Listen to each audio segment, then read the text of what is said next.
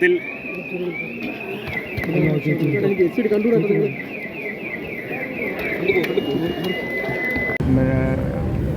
Police മേധാവി ശില്പ മാഡത്തിൻ്റെയും Zulfikar sir, അന്വേഷണ ഉദ്യോഗസ്ഥന്മാർ റാസിത്ത്, മറ്റ് അംഗങ്ങളായിട്ടുള്ള ആൽവിൻ,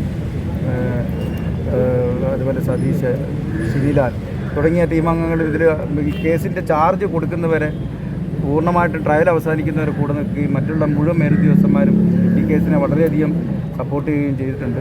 അപ്പോൾ ഇനിയുള്ള കാര്യങ്ങൾ പബ്ലിക് പ്രോസിക്യൂട്ടർ അദ്ദേഹമായിട്ട് ആലോചിച്ച് മറ്റുള്ള ആൾക്കാരുമായിട്ട് ആലോചിച്ച് ചെയ്യും എന്നാണ്. ഈ കേസിൻ്റെ ചാർജ് ഷീറ്റ് കൊടുത്തത് ഡിവൈഎസ്പി റാസിത്താണ്. ചെയ്യുകയാണ്. എത്ര പത്രമായിരുന്നു താങ്കൾ സമർപ്പിച്ചത്? ഈ ഒരു പ്രതിയെ വെറുതെ വിടാൻ ഇടയായ സാഹചര്യത്തെക്കുറിച്ച് താങ്കൾ എന്താണ് പറയുന്നത്?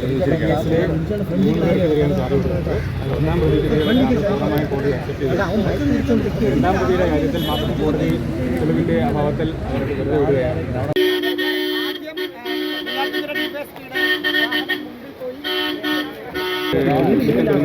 പ്രഖ്യാപിച്ചിട്ടുണ്ട്. ഇതിൽ ഏറ്റവും വലിയ ചലഞ്ചായിരുന്നത് കേരളത്തിലാണോ നടന്നത്, തമിഴ്നാട്ടിലാണോ നടന്നത് ഡിസ്പ്യൂട്ട് ആയിരുന്നു.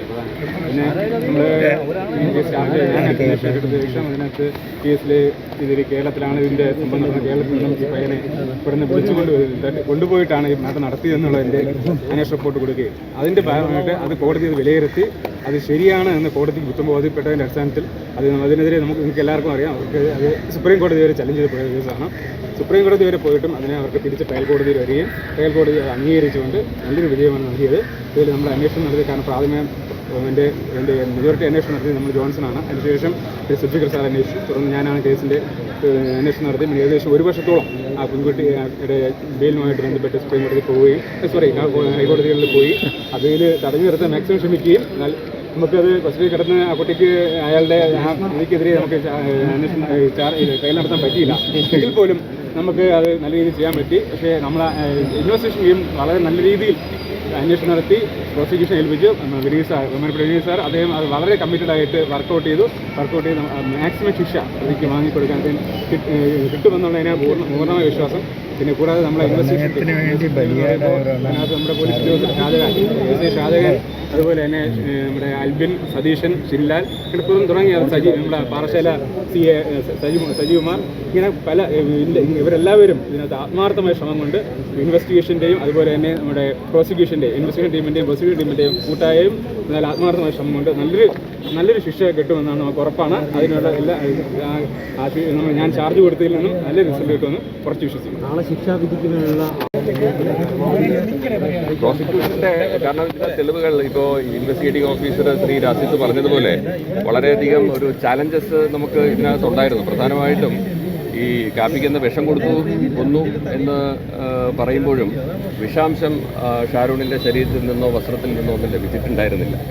അപ്പോൾ അങ്ങനെ വരുമ്പോൾ വളരെ വലിയൊരു ആശങ്കയൊക്കെ ഉണ്ടായിരുന്നത് അന്വേഷണ ഉദ്യോഗസ്ഥന്മാരുടെ, അതായത് ആദ്യ ഘട്ടങ്ങളിൽ അന്വേഷണം നടത്തിയ ശ്രീ ജോൺസൻ്റെയും പിന്നീട് അന്വേഷണം ഏറ്റെടുത്ത ശ്രീ സുൽഫിക്കറിൻ്റെയും അതുപോലെ തന്നെ അന്തിമ ഘട്ടത്തിൽ ചാർജ് കൊടുക്കുമ്പോൾ അതിനൊക്കെ വേണ്ടിയിട്ട് നടത്തിയ ശ്രീ റാസിത്തിൻ്റെയും. അപ്പോൾ ഇതിനെല്ലാം ചുക്കാൻ പിടിച്ച് ഇതിനകത്ത് വളരെ ഇഫക്റ്റീവായിട്ട് എഴുതിയ SI ഷാജഹാനും ഒക്കെ ഇതിനകത്ത്, അതായത് ചുരുക്കി പറഞ്ഞാൽ പാറശാല CI സജി ഇവരുടെയൊക്കെ ഒരു കൂട്ടായിട്ടുള്ള നല്ല ഒരു പ്രവർത്തനം, ഒരു ഇൻവെസ്റ്റിഗേഷൻ, സ്പെഷ്യൽ ഇൻവെസ്റ്റിഗേഷൻ ടീം, അതിൻ്റെ ഒരു വൻ വിജയമായിട്ടാണ് ഞാനിത് കാണുന്നത്. അവർ കളക്ട് ചെയ്ത് തന്ന തെളിവുകൾ അത് ഉചിതമായിട്ട് എനിക്ക് കോടതിയിൽ പ്രസൻറ്റ് ചെയ്യാൻ കഴിയുകയും വിഷാംശം ശരീരത്തിലോ വസ്ത്രത്തിലോ അല്ലെങ്കിൽ വിസറയിലോ ഒന്നും തന്നെ ഷാരോണിൽ നിന്ന് കണ്ടെത്തിയില്ല എങ്കിലും അത് വളരെ വിദഗ്ധമായിട്ട് ശാസ്ത്രീയമായിട്ടുള്ള തെളിവുകളിലൂടെയും വിദഗ്ധ ഡോക്ടർമാരുടെ അഭിപ്രായങ്ങളിലൂടെയും അതിന്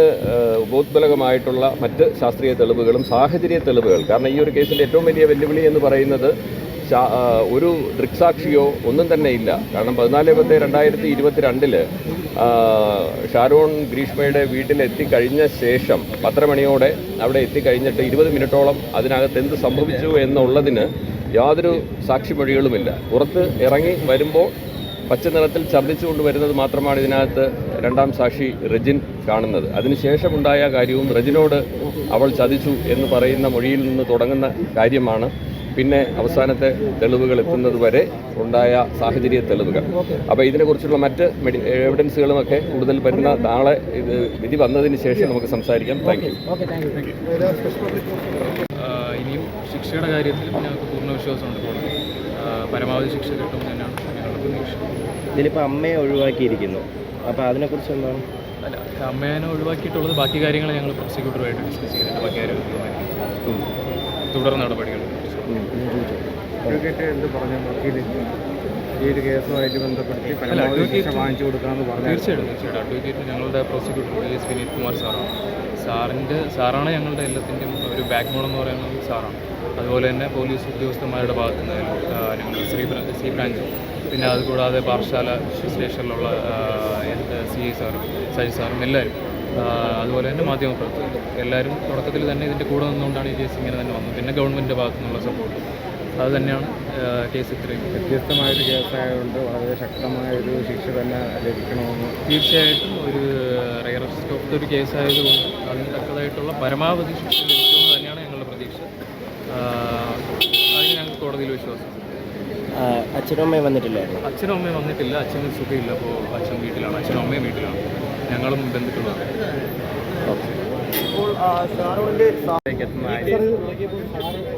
ഉണ്ടായിരുന്ന ഒരാളാണ് സാറിന് മുന്നിലേക്ക് ഈ കേസ് എത്തുമ്പോൾ ഇതൊരു കൊലക്കുറ്റത്തിലേക്ക് എത്തുമെന്ന് പ്രതീക്ഷിക്കുന്നു. തീർച്ചയായിട്ടും ഇതൊരു കൊലക്കുറ്റത്തിലേക്ക് എത്തുമെന്ന് ഞാൻ നമുക്കിതിനകത്ത് ഈ ഷാരോണിൻ്റെ മരണമൊഴി ഇല്ല എന്ന് പറയുന്നു. കാരണം ഭീഷണിയാകാൻ സംശയിക്കുന്നതിനാണ്, അതൊക്കെ ഒരു വെല്ലുവിളിയാണ്. തീർച്ചയായിട്ടും തുടക്കത്തിൽ ഒരുപാട് വെല്ലുവിളികളുണ്ടായിരുന്നു. കാരണം ഷാരോൺ മരിക്കുന്നതുവരെയും ഈ കുട്ടിയെ സംശയിച്ചിരുന്നില്ല. മരിക്കുന്നതിന് തൊട്ട് മുമ്പാണ് അയാൾക്കത് മനസ്സിലായത്. അതിനുശേഷമാണ് ആ മൊഴി നമുക്ക് കിട്ടുന്നത്. ആദ്യ അവസരങ്ങളിൽ ഈ വിഷം ഉള്ളിൽ ചെന്നിട്ടും ഷാരോണിനെ പ്രത്യേകിച്ച് സംശയമൊന്നുമില്ല, അല്ല ഈ നമ്മുടെ ഗ്രീഷ്മയെ സംശയമൊന്നുമില്ലായിരുന്നു. എങ്കിൽ കൂടിയും പിന്നീട് സംശയത്തിൻ്റെ ഭാഗമായിട്ട് വന്നു. പിന്നീട് ഗ്രീഷ്മ തന്നെ ഈ സ്വയം ചെയ്ത കാര്യങ്ങൾ വേറൊരു ജുഡീഷ്യൽ ഓഫീസറോട് കൺഫസ് ചെയ്യുകയുണ്ടായി കേസിൻ്റെ അന്വേഷണത്തിൻ്റെ നാൾ വഴിയുണ്ട്. ഈ പോലീസ്